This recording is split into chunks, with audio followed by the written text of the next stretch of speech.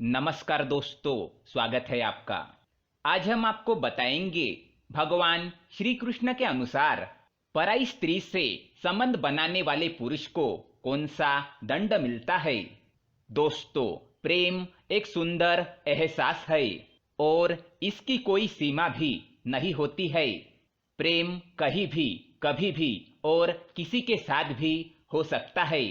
ये ना तो उम्र देखता है और ना ही जाति और ना ही धर्म। परंतु मानो या ना मानो, मगर ये बात भी उतनी ही सच्ची है कि प्रेम में भी एक मर्यादा और समझ का होना आवश्यक है। निष्ठा और विश्वसनीयता का भी होना जरूरी है, नहीं तो रिश्ता चाहे कोई भी हो और कितना भी मजबूत क्यों न हो, पल भर में ही चकनाचूर हो जाता है। यूं तो सभी रिश्तों में माफी की गुंजाइश होती है, लेकिन पति पत्नी का रिश्ता ऐसा होता है कि इसमें जरा सी भी गलतफहमी जिंदगी भर की सजा बन जाती है। पति पत्नी के जीवन में धोखा, बेईमानी और शक, ये तीनों शब्द जहर के समान होते हैं। अक्सर कई पति यही गलती करते हैं। कई पुरुषों की ये आदत होती है कि घर में पत्नी कितना भी प्रेम करे और सम्मान दे, उसका कितना भी ख्याल रखे, मगर फिर भी उनकी नजर बाहर की स्त्री पर होती है और वे पराई स्त्री से संबंध बना लेते हैं। मगर वो ये नहीं जानते कि एक सुखी परिवार के लिए ये एक सबसे बड़ा अभिशाप है। ऐसे लोग ना ही कभी खुश और संतुष्ट रहते हैं और ना ही अपने परिवार को रहने देते हैं। पुरुष के कई कारणों से विवाह बाह्य संबंध होते हैं। इसमें सबसे प्रमुख कारण तो उनका चरित्र होता है। प्रेम और वासना में बहुत बड़ा अंतर होता है और यही अक्सर करना वो भूल जाता है। प्रेम की तुलना केवल त्याग और समर्पण से हो सकती है, लेकिन व्यभिचार से बिल्कुल नहीं।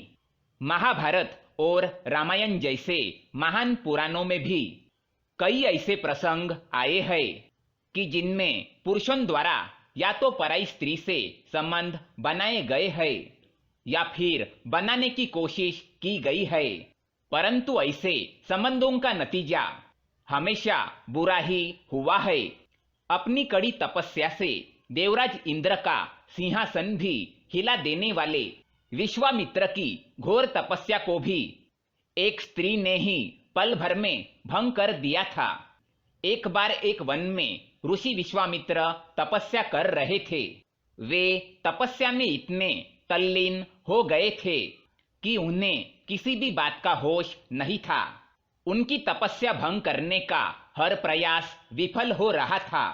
नारद मुनि ने यह खबर जब इंद्रलोक में पहुंचाई तो इंद्रदेव को भी अपनी सत्ता छीन जाने का डर सताने लगा। तब उन्होंने एक स्त्री का सहारा लेने का सोचा और विश्वामित्र की तपस्या भंग करने के लिए इंद्रदेव ने अप्सरा को भेजा, जिसका नाम था मेनका। मेनका की सुंदरता और वासना के आकर्षण में फंसकर विश्वामित्र जैसे तपस्वी ने भी अपनी वर्षों की तपस्या भंग कर दी। उन्होंने मेनका के प्यार में सन्यासी जीवन को त्याग दिया और मेनका से विवाह करके गृहस्थ जीवन व्यतीत करने लगे। परंतु कुछ ही दिनों के बाद मेनका को उन्हें छोड़कर इंद्रलोक जाना पड़ा। विश्वामित्र इस बात से बहुत दुखी हुए। कहानी का तात्पर्य यह है कि जब विश्वामित्र जैसे महान ऋषि का तप भी एक स्त्री भंग कर सकती है, तो साधारण मनुष्य की बात ही क्या। क्योंकि पुरुष कई बार ऐसे अवसर पर कमजोर पड़ जाते हैं।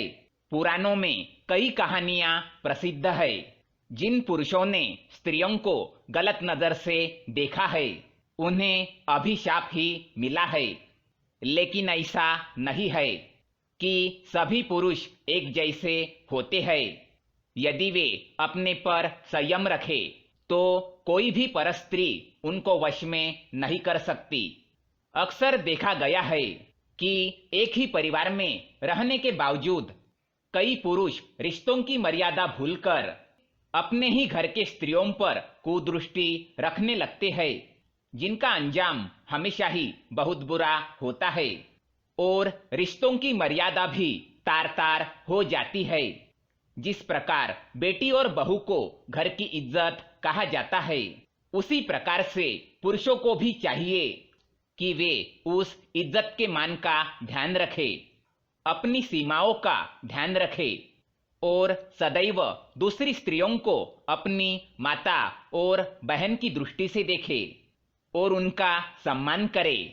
अन्यथा भगवान श्री कृष्ण के अनुसार पराई स्त्री से संबंध बनाने वाला मनुष्य नीच पशु की योनि में जन्म लेता है।